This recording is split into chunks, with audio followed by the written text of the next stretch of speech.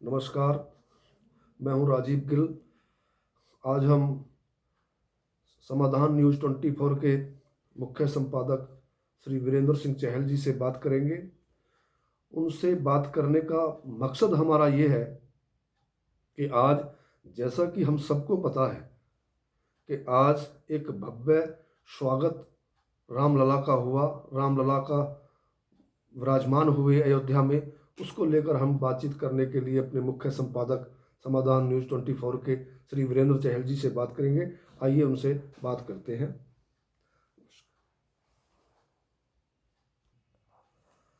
धन्यवाद राजीव जी। जी, आज आपने चर्चा की जैसा रामलला के बारे में, तो अच्छा, आपका बहुत बहुत स्वागत है साहब। जैसा हम अब देख रहे हैं, जी आज मोदी जी ने, प्रधानमंत्री जी ने वहाँ प्राण प्रतिष्ठा का कार्यक्रम चला जी और उसमें वो यजमान के रूप में प्रस्तुत हुए। जी इसको लेकर कई गतिविधियां और जगह जगह बहुत सारे अनुष्ठान, प्रोग्राम, यज्ञ, हवन जगह जगह चल रहे हैं। जी इसको लेकर आप क्या मानते हैं? इसको क्या प्रतिक्रिया आपकी, मैं ये जानना चाहता देखो, मैंने समाधान न्यूज़ 24 के माध्यम से कई बार विषय रखा, जैसा आपसे चर्चा हुई। आपने मीडिया का, आपके पास बहुत अच्छा अनुभव है और मैं आपका आभारी भी हूँ कि आज आपने मुझे ये मौका दिया बातचीत करने का। देखो, वास्तविकता ये है कि भारत सनातन राष्ट्र रहा, लंबे समय तक विश्व गुरु रहा है। पिछले 500 वर्षों से एक अयोध्या के राम मंदिर को लेकर के बहुत बड़ा विषय चल रहा था, और पिछले आज़ादी के बाद एक बड़े समाज ने इसको, इस पर मंदिर बनाने के लिए, ये सिद्ध करने के लिए कि ये रामलला का मंदिर है, बहुत सारी लड़ाइयाँ लड़ी। 1990 1992 में आपने देखा कि बहुत बड़ा आंदोलन हुआ। उस आंदोलन में बहुत सारे लोगों ने आहुति भी दी, और आज हमारे लिए, इस देश के लिए एक बहुत बड़े गौरव का विषय है कि जो सनातन हिंदू समाज था वो ये मानता था कि ये देश हमारा है, लेकिन इस देश में यहाँ की सरकारें, यहाँ की जो न्याय व्यवस्था है, क्या वो हमारे इतने विपरीत है कि हम 80% होते हुए हमारी बात नहीं सुनी जा रही है? क्या अंग्रेजों द्वारा ऐसा तंत्र यहाँ विकसित कर दिया गया कि आज हम अपने मान बिंदुओं की रक्षा नहीं कर पा रहे हैं? बहुत सौभाग्य का विषय मानता हूँ, और मैं अपने आप को सौभाग्यशाली भी मानता हूँ कि 1990 के आंदोलन में मैं स्वयं में जेल में था, 92 के कार्यक्रम में भी रहा, तो ये मेरे लिए बहुत हर्ष का विषय है। अच्छा, जैसा अभी चर्चा चल रही है कि प्राण प्रतिष्ठा के लिए किसी शंकराचार्य को होना चाहिए था, मोदी जी पर आरोप लगते हैं कि भाई मोदी जी को, एक प्रधानमंत्री को, जी किसी मंदिर के उद्घाटन में, उसकी प्राण प्रतिष्ठा में भाग नहीं लेना चाहिए यजमान के रूप में। इसको आप किस रूप में देखते हैं? देखो, मैं एक बात कहूँ, क्योंकि पिछले लगभग 2005 में मेरे अंदर कसक थी, क्योंकि 2005 से पहले भी 15 साल में अलग अलग सामाजिक संगठनों में मैंने काम किया। 2005 में एक ऐसे योग बने, मेरी आध्यात्मिक में विशेष रुचि हो गई, क्योंकि संघ के जो सत्संग चालक थे वो ये कहते थे कि भारत विश्व गुरु बनेगा और 2011 से युग परिवर्तन प्रारंभ हो जाएगा। तो मैं उसी की खोज में, हालांकि कुछ लोग कहते थे अरे ये मुख्य धारा से हट के साधना की तरफ, जवानी है इसके, भी ध्यान साधना की ओर, पूजा पाठ की ओर बहुत ज़्यादा जा रहा है। तो मैंने कहा चाहे हम फेल हो जाएं, लेकिन इस देश की विचारधारा सही मार्ग पर चले, इसके लिए हमने काम करना शुरू किया।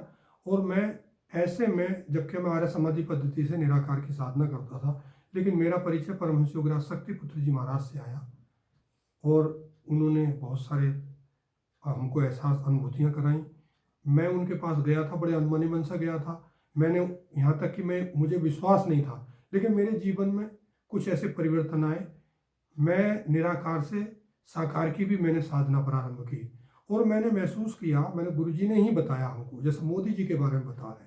गुरुदेव जी ने कहा कि मोदी एक चेतना है, वो परम धाम की चेतना है। उन्होंने कितने जन्म साधक बन के व्यतीत किए हैं, इससे पूर्व भी जन्म अगर मोदी जी के हुए हैं, वो साधक बन के ही हुए हैं। मैं शंकराचार्यों का अपमान नहीं करना चाहता हूँ, हाथ जोड़ करके, कि वो भी हमारे लिए पूजनीय है। और सबसे पहले तो मैं बताऊँ, निश्चलानंद सरस्वती जी, वो वास्तव में उनके अंदर पात्रता है, और हो सकता है उनका कुछ मतभेद हो, लेकिन मैं ये बात बताना चाहूँगा, मुझे अंदर से बड़ा बुरा लगता है कि मोदी जी एक चेतना है, उनको ये हमारे शंकराचार्य महोदय पहचान क्यों नहीं पा रहे? वास्तव में वो केवल परिवर्तन के लिए आए, हो सकता है उनसे भी गलतियां हों, लेकिन एक्चुअल में वो परिवर्तन के लिए आए हैं।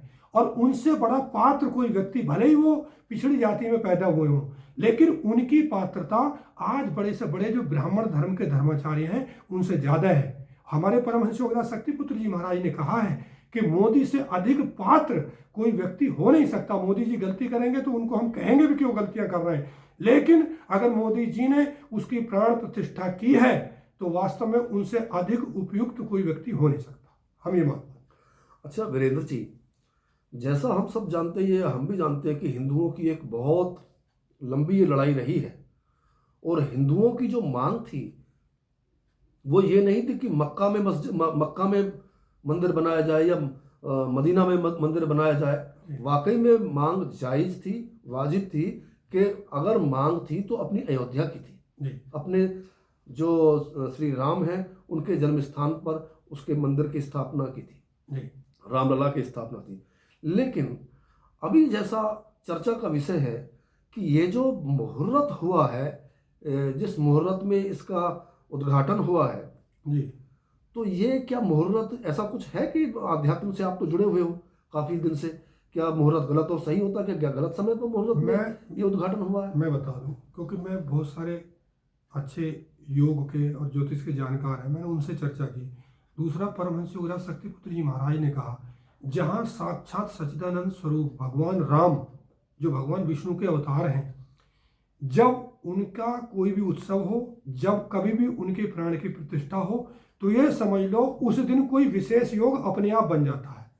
यह बात हमारे सांसारिक जगत में हम कोई काम कर रहे हो, उनके लिए विशेष मुहूर्त देखने की जरूरत पड़ती है।